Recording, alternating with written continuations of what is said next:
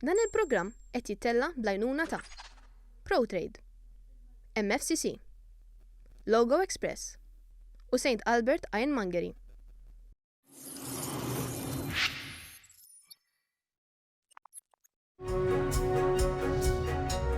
Int Min Int huwa produzzjoni imtella mill-istudenti ta' tielet sena tal-Baċċellerat fil-Midja fl-Istitut tal-Arti Kreattiva fi ħdan l-MCAST.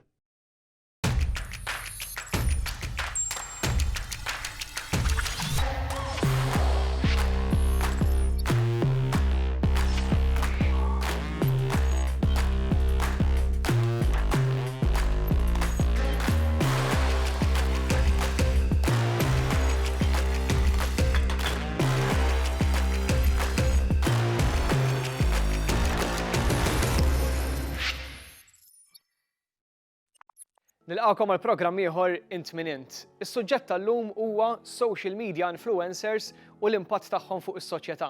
Meta nsemmu social media influencers jiġu naf moħħna nies bħal pereżempju Sara Zarafa, Valentina Rossi, Henry Gallia u ovvjament ħafna oħrajn, però meta nsemmu dan it-terminu ta' social media influencers, x'verament qegħdin infissru?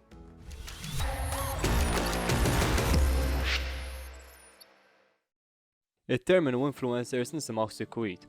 Imma nafu minn fejn ġej, jekk naraw eżempju mill-passat, insibu li l-ewwel tip ta' kollaborazzjoni ma' influencer ġejja mis-sena 1765, fejn Wedgwood fuq ħarta ta' iż-żmien kien għamel set tat-tel lir-Reġina tal-Ingilterra. B'din il-kollaborazzjoni seta' juża marketing li jinkludi l-kliem Royal Approved li eventwalment tellat għal status ta' ċeramist lussus. Eżempji oħra mill-passat jinkludu nies bħall-ikona tal-moda Coco Chanel u Michael Jordan u l-kollaborazzjonijiet tiegħu ma' tagħmir sportiv. Iżda meta aħna nisimgħu influencer, ħafna mid-drabi jiġu f'moħħna social media influencers. Dawn ukoll bdew b'xeħta differenti milli nafuhom illum. L-iktar fl-għamla ta' mami bloggers. Tista' tgħid li bdew fl-2002 Melinda Roberts u l-blog tagħha themamiblog.com.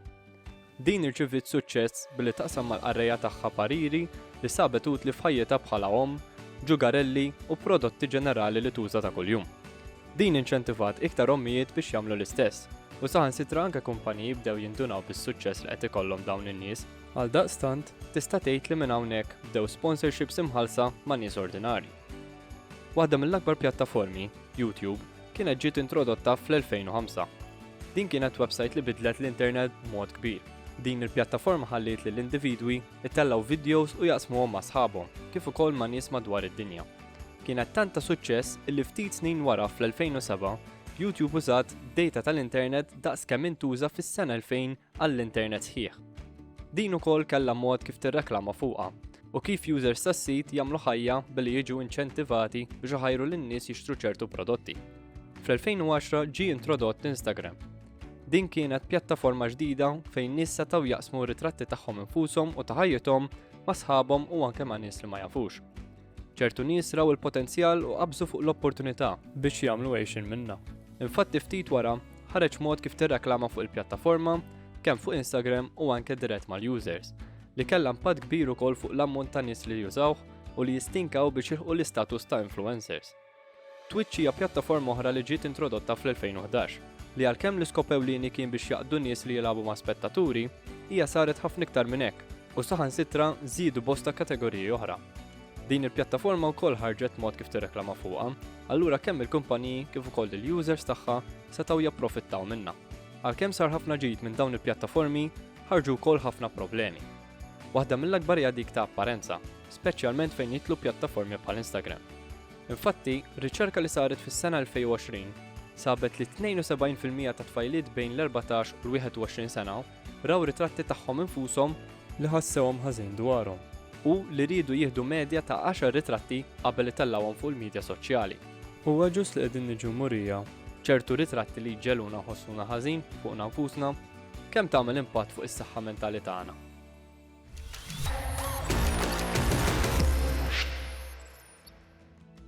ċerti li ħafna mill-informazzjoni li rajtu f'dak il-filmat kienet ġdida likom kif propju wkoll kienet ġdida lina waqt li konna qegħdin nagħmlu r-riċerka. Però kif sajtu ssegwu wkoll waħda mill-ikbar problemi li għandna f'dan iż-żmien hija dak li qegħdin insejħulu bħala l-ideal, the ideal. U propju ser nkunu qegħdin nitkellmu dwar dan u ħafna affarijiet oħrajn flimkien mal-ewwel mistiedna tagħna, Maria Gabriel, illi hija community counselor bis-sfond propju fil-psikoloġija illi bħalissa qiegħda wkoll taħdem fuq proġett simili.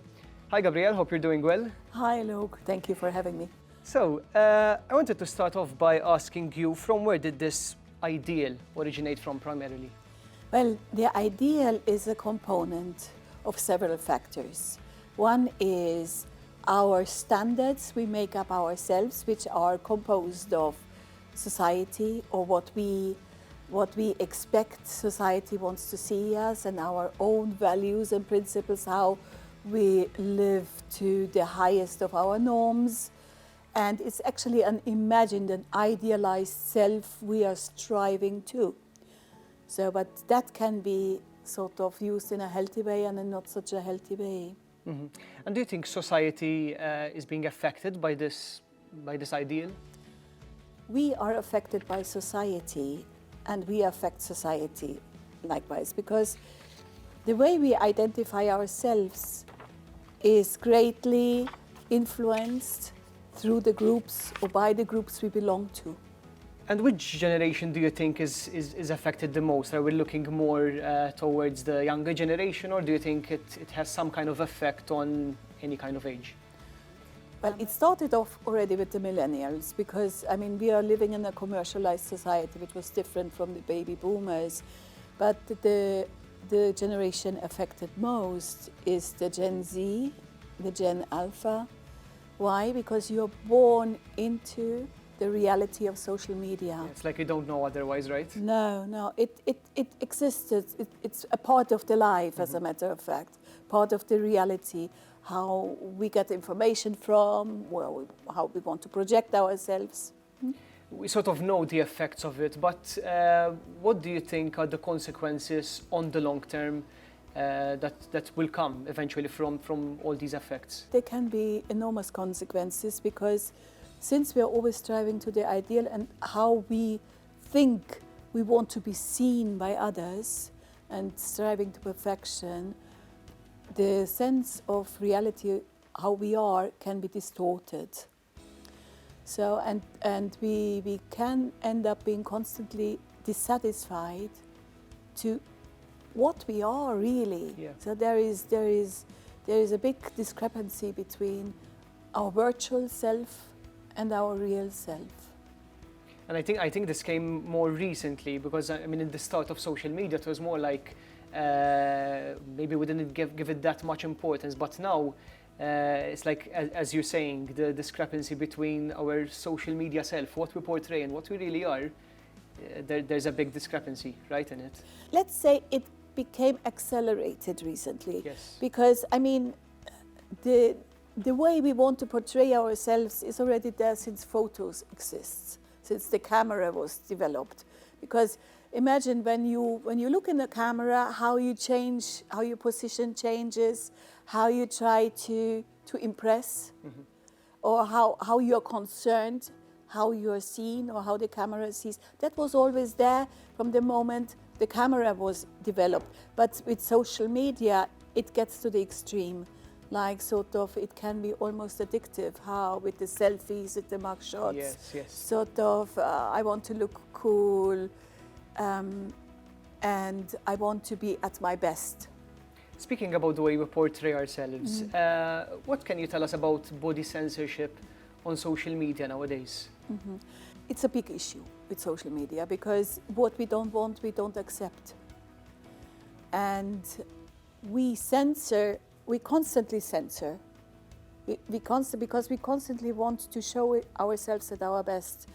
I mean, one practical example is, for example, how marketing, for example, the Barbie doll, the image we have about we have how we should be, sets the norm how we censor ourselves. So if we are not happy with one thing or the other, we start manipulating, we try to mold ourselves into the virtual personality we are. To that extent, as a matter of fact, that young people started, I mean, even going into plastic surgery. because they're not happy with the way they look, or they want to look like somebody else, the role models. And so that is, or the perceived sense of beauty, or what society norms, social norms stipulate what the level of beauty is. Yes. And that can be from culture to culture different. It's a very vast subject, Yes, but yes. we're a bit tight with time, but I really wanted to ask you this very last question. If you think this ideal is fueled by the consumeristic pressure on The these marketing influencers. pressure. I mean, I know it's a vast subject, but It is a very your vast take on it. subject, Luke. It's very vast subject, Luke, because you can say yes or no, yes and no. Because, I mean, marketing pressure is the amount of messages bombarded to you, you receive, and the higher the amount of messages come out on social media to you, the higher the pressure. So it can be also reminding you to something positive, that you say, oh my God, how I look, I need to improve myself in a positive way, but also in a negative way, like getting a very bad self-image and creating a huge self-dissatisfaction. Thank you, Gabrielle, for sharing your opinions with us on this very, very important subject. U issa ħanaddu għal-filmat qasir li preparajna fejn ser niltaqgħu ma' persuna propju li tispeċjalizza fis-sigurtà taż-żgħażagħ fuq l-internet. Naraw flimkien. So my name is Dr. Rachel O'Connell, and I'm CEO and founder of a child age verification and parental consent provider. So we enable every company that processes children's data to do so in compliance with a whole raft of regulations. And the reason that's important is when platforms know the ages of their users, they can create safer spaces. I think child safety is really, really critical in terms of social media and also influencers and the kind of role of parents. But critically, there's a really important role for the industry also, because basically the business model that underpins social media, and if you look at the revenue that they generate, it's 44.6 billion from under 18s, right? So there's significant revenue, and the business model is set up so that they want us to keep viewing content online. And that's absolutely brilliant if the content that you come across is really, really positive, and if the people that you're seamlessly connected to, be they influencers or friends, or that if they're people that are interested in your rights and creating a wonderful space for you to inhabit. For example, the Institute for Countering Hate came out that TikTok's algorithms surface really negative content to kids as soon as they join, within 36 minutes of joining TikTok. So in terms of the pressures that influencers are under, it's not only to produce content, but it has to be compelling and engaging. Not only that, there's product placement, so they get paid to promote specific brands. And there's a large amount of legislation out there that means that they need to indicate that, oh, I'm promoting this brand, I'm getting paid for this. So there's a whole ecosystem that exists in terms of agencies and people that support these influencers, garnering that audience, but also keeping them engaged.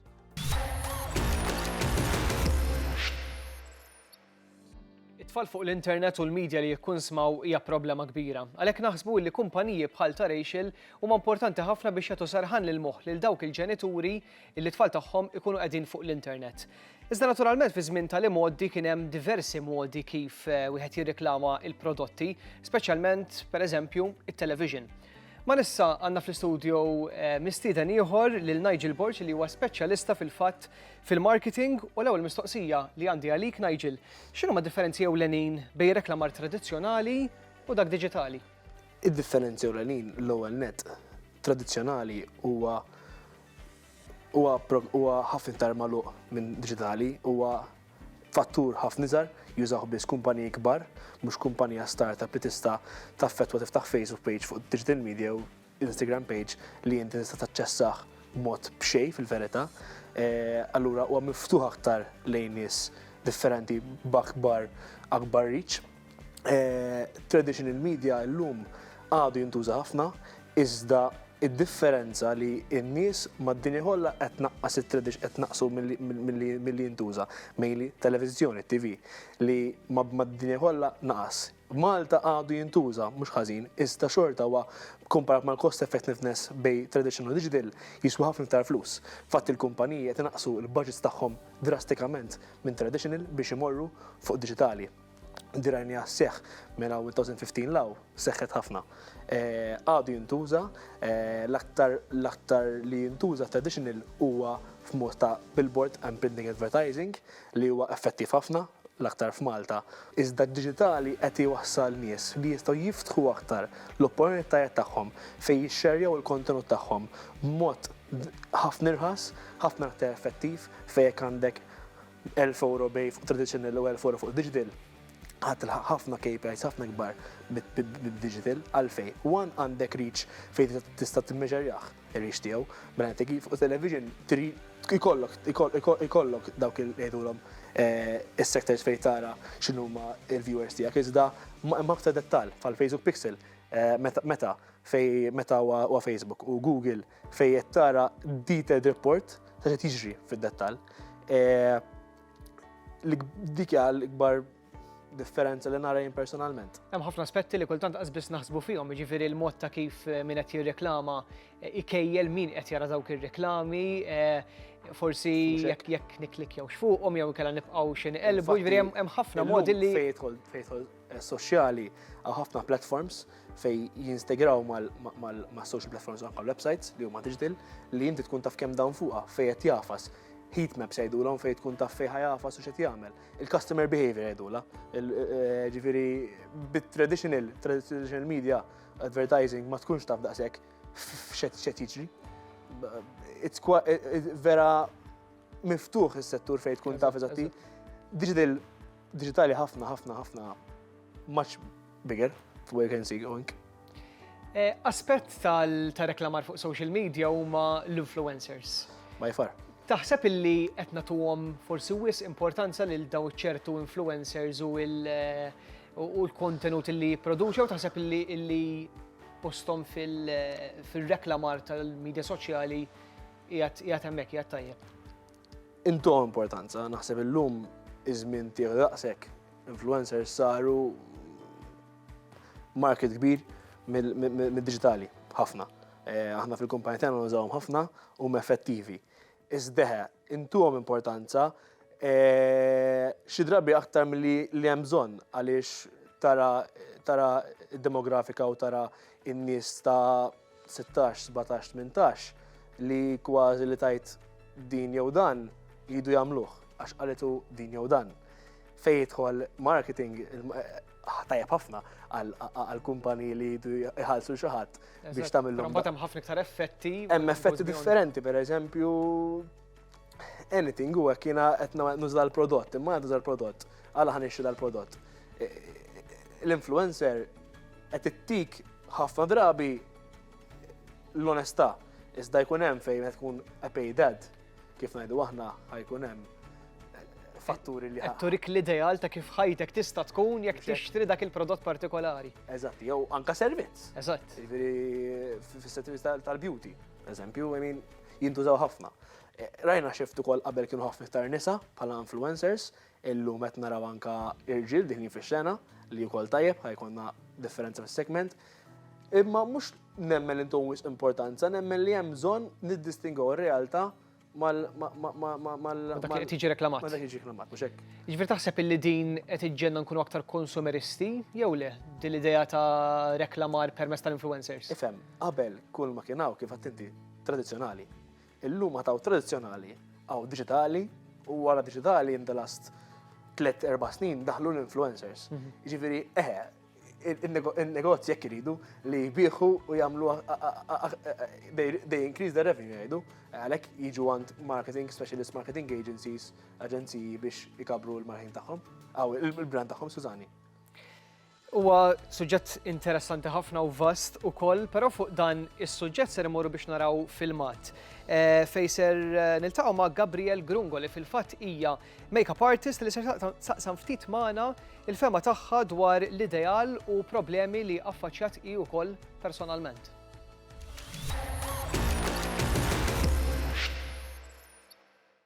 Hi, I'm Gabrielle Zamid Grungo. I'm a makeup artist and paramedical esthetician.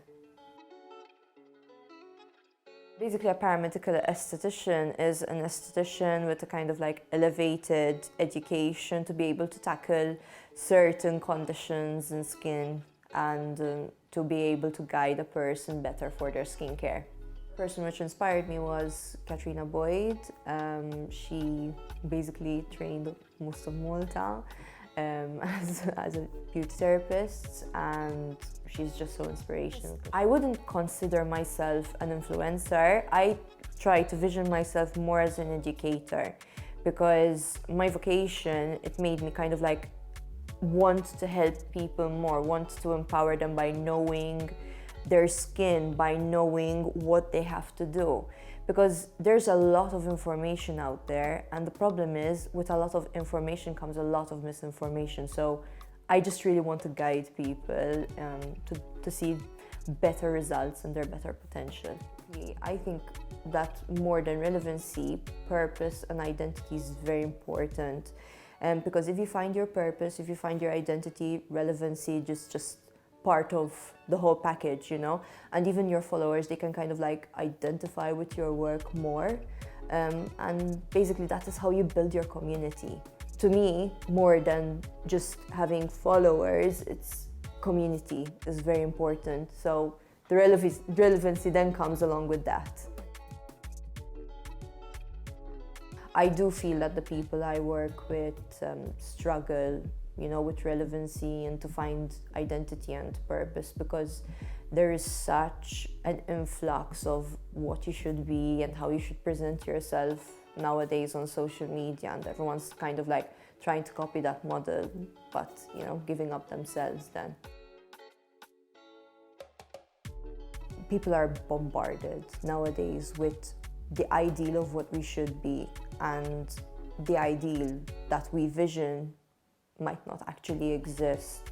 So I think it's just really important to be yourself and improve yourself and be the most intense version of yourself, rather than seeing another person saying, oh, I want to be like her. It's good to have inspirations, but you have to draw the line to a certain extent, you know, and you have to say, how am I going to improve myself on a daily basis, rather than look at others and say, oh, I wish I'm like that, because you never know, that person might be wishing they might be like someone else.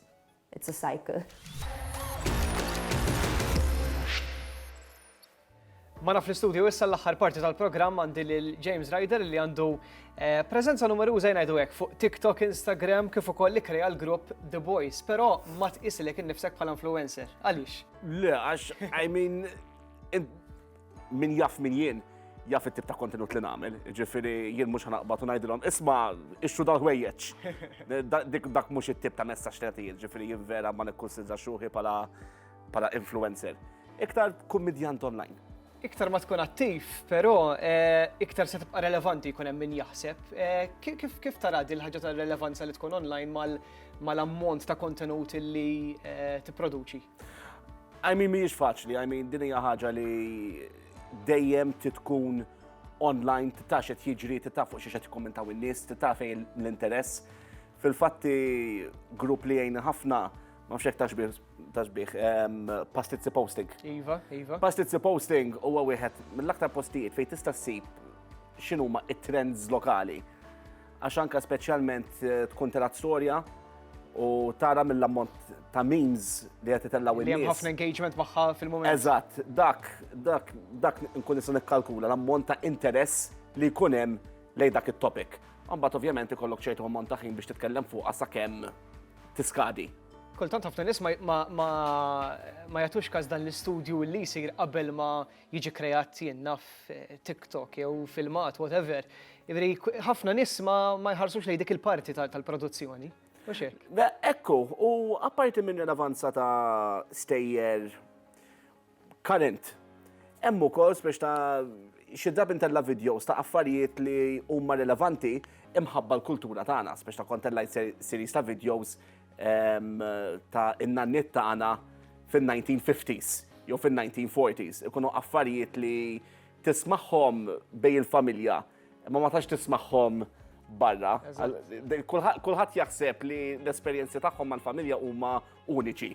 Meta fil-fatti Kulħadd ikun għadda minnhom xi mod. kulħadd ikun għadda minnhom. Iktar kmieni fil-programm tal-lum tkellimna daqsxejn dwar l-ideal li qed jinħoloq fil-medja soċjali u li kulħadd irid jimmira biex ilħaq dak l-ideal.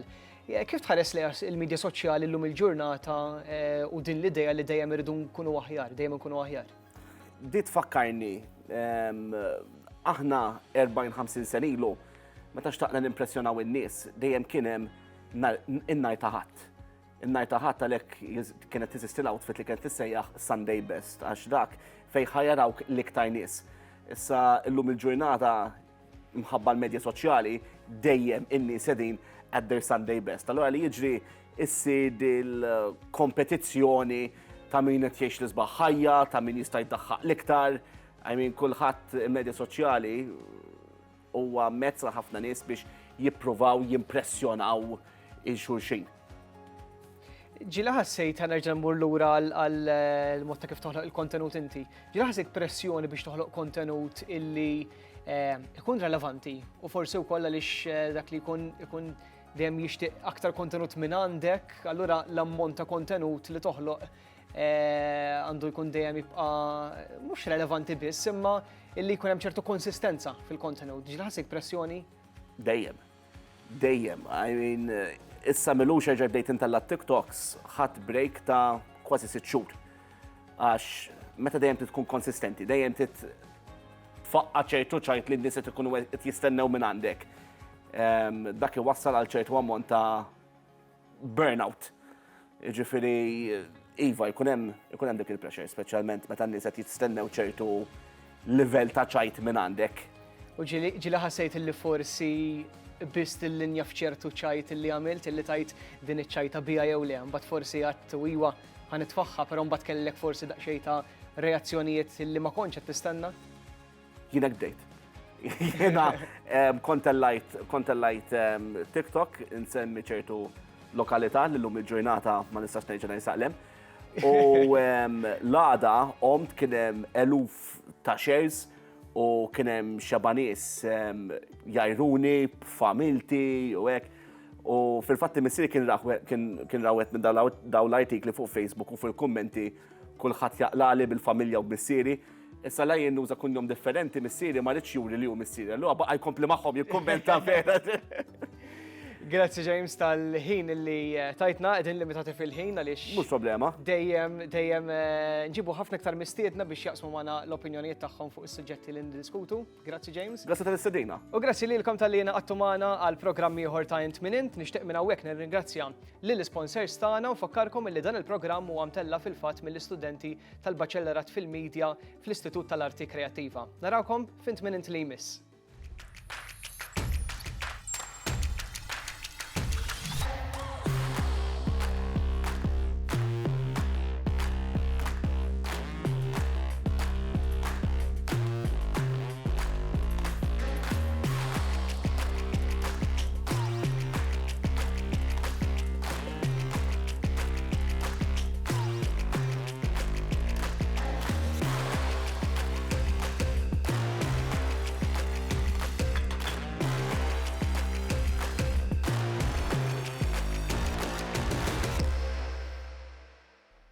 Grazzi lil ProTrade għas-siġġijiet, St. Albert Iron Mangeri u MFCC għall-għajnuna fis-set.